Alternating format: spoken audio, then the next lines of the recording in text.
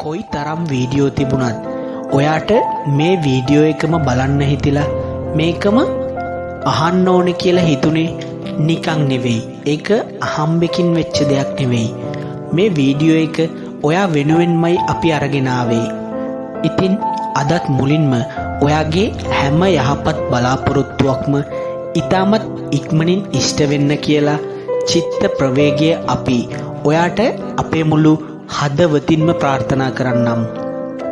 ඒ වගේම අපිට මේ උදා වුණු නත්තල මුළු ලෝකෙටම සාමය ඇති කරන සුබම සුබ නත්තලක් වෙන්න කියලත් ඔයාලා හැම කෙනෙකුටම ප්‍රාර්ථනා කරනවා.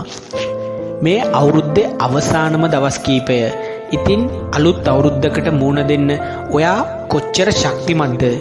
ඔව්, ඔයා ඒකට ගොඩක් ශක්තිමත්. අපි ඒක ගැන ඔයාට මේ මාසේ පුරාම එක එක ආකාරයට කියලා දීලා තියෙනවා.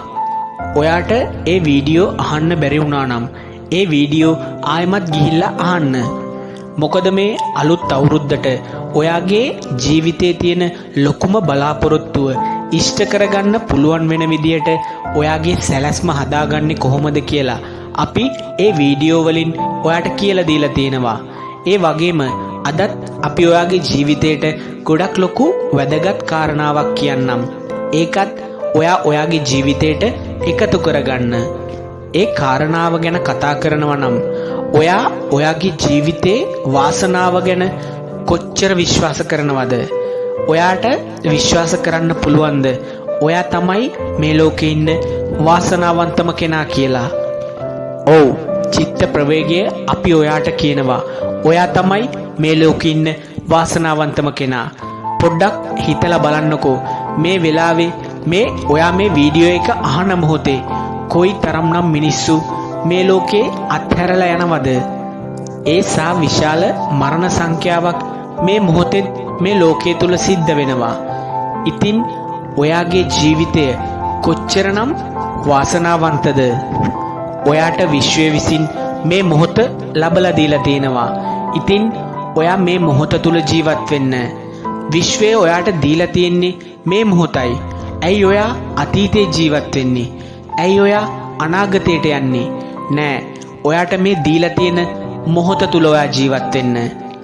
මේ මොහොත තමයි ඔයාගේ ජීවිතයේ තියෙන හොඳම මොහොත. ඔයාට ඔයාගේ හිත අතීතේනුත් අනාගතේනුත් අයින් කරගෙන මේ වර්තමානයේ තුල පිහිටවන්න පුළුවන් නම් ඔයා මේ වර්තමාන මොහොතින් මේ මුළු විශ්වයේම සිටින සියලුම සත්වයෝ සුවපත් වෙත්වා කියලා ඔයාගේ අවංක හදවතින් ප්‍රාර්ථනා කරන්න.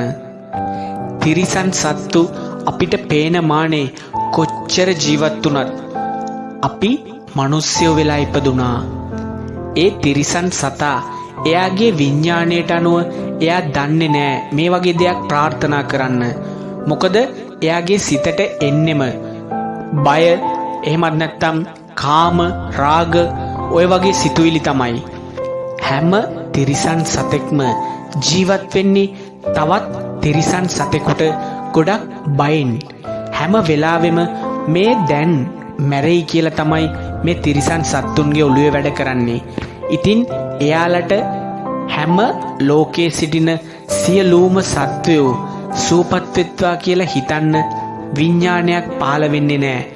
ඒ දේ කරන්න පුළුවන් මනුස්ස ලෝකයේ ඉන්න අපිට, එහෙමත් නැත්නම් අපිට උඩින් ඉන්න දෙවිවරු, බ්‍රහ්මයෝ වගේ මේ වගේ අයට. ඔයා දන්නවද විශ්වය ඔයාට ආකර්ෂණය වෙන්න නම් ඔයා මේ මුළු විශ්වයටම මෛත්‍රිය වඩන්න ඕනේ. ඒක තමයි ඔයාට කරන්න තියෙන සරලම පියවර.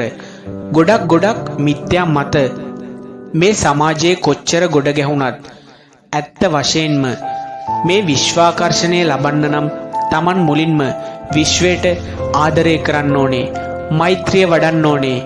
ඒ දේ ඔයාට කරන්න පුළුවන් නම් මේ ඊළඟ අවුරුද්දේ ඔයා දිනන එක නවත්තන්න කාටවත්ම බෑ.